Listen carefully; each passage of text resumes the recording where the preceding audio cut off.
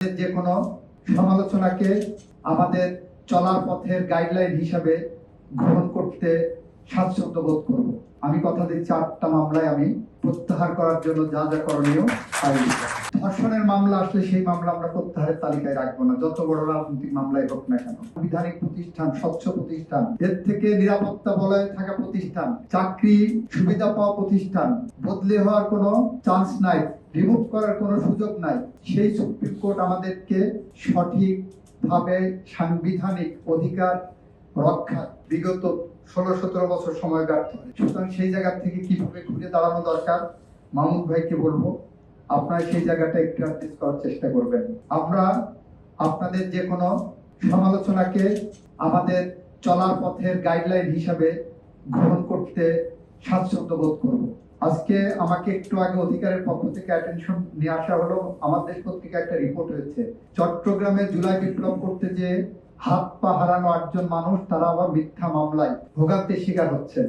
আমি কথা দিচ্ছি এখানে যদি এই রিপোর্টটা সঠিকভাবে আসে, আপনারা জেলা প্রশাসকের মাধ্যমে একটা মামলা প্রত্যাহারের দরখাস্ত দিতে হয়। ওই দরখাস্ত স্বরাষ্ট্র মন্ত্রণালয় হয়ে আমার পর্যন্ত আসবে। আমার নেতৃত্বে একটা কমিটি আছে, ওই কমিটি চূড়ান্তভাবে অনুমোদন দেবে। আমি কথা দিচ্ছি 8টা মামলায় আমি প্রত্যাহার করার জন্য যা যা করণীয় শুধুমাত্র কাগজগুলো একটু পৌঁছে দেওয়ার ব্যবস্থা করবেন। আমরা যেহেতু একটা প্রক্রিয়ার মধ্যে যাচ্ছি, এই প্রক্রিয়ার মধ্যে যে অনেক সময় দেখা যাচ্ছে যে আমরা ভুল তথ্য পাচ্ছি। আমি গত পরশুদিনের একটা মিটিং এ আমার জেলা থেকে 5টা মামলা প্রত্যাহারের জন্য আসছে, তার 3টা মামলায় আমি পার্সোনালি জানি এটা রাজনৈতিক মামলা না, কিন্তু ওখানকার স্থানীয় নেতারা বলছেন, কোন দল আমি বলছি না, তারা সার্টিফিকেট দিচ্ছেন যে এটা রাজনৈতিক মামলা। আমার এটাতে যেহেতু আমার পার্সোনাল নলেজ আছে, জানি বলে আই কুড রিফিউজ ইট। অন্যান্য জেলার থেকেও যখন এগুলো আসে সেটা দেখবেন। আমরা আরেকটা জায়গা খুব রশি টেনে ধরেছি, ধর্ষণের মামলা আসলে সেই মামলা আমরা প্রত্যাহারের তালিকায় রাখবো না, যত বড় রাজনৈতিক মামলাই হোক না কেন। সেটা আমাদের আরেকটা কমিটমেন্টের জায়গা। আর কিছু জায়গা আছে মাদকের মামলার ক্ষেত্রে, সেখানে আমরা অনেক বেশি সতর্কতার সাথে দেখছি। ওই সময় দেখা গেছে বিরোধী রাজনৈতিক কর্মী দেখছেন পুলিশ দিয়ে তার পকেটে 2টা পুরিয়া ঢুকাই দিয়ে কয়েকটা ফেন্সিডিল বা ইয়াবা ঢুকাই দিয়ে মামলা দিয়ে দিয়েছে। সেটাও আমরা খুব সতর্কতার সাথেই পরীক্ষা নিরীক্ষা করছি।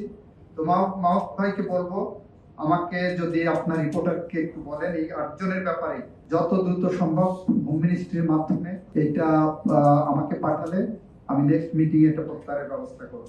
শুধু এইটা না, সারা বাংলাদেশে রাজনৈতিকভাবে হয়রানির শিকার হয়েছেন এ ধরনের যে কোনো মামলা যদি এখনো পেন্ডিং থাকে, আমরা টাইম ঠিক করেছি 2009 থেকে 2024 পর্যন্ত, এই সময়কার যে কোনো রাজনৈতিক প্রতিহিংসামূলক মামলা আমরা প্রত্যাহারের জন্য নিরলসভাবে কাজ করে যাচ্ছি এবং সেটা আমরা চূড়ান্ত পর্যায়ে প্রত্যাহারের সিদ্ধান্ত নিচ্ছি বলে আমরা আপনাদেরকে অবহিত করছি।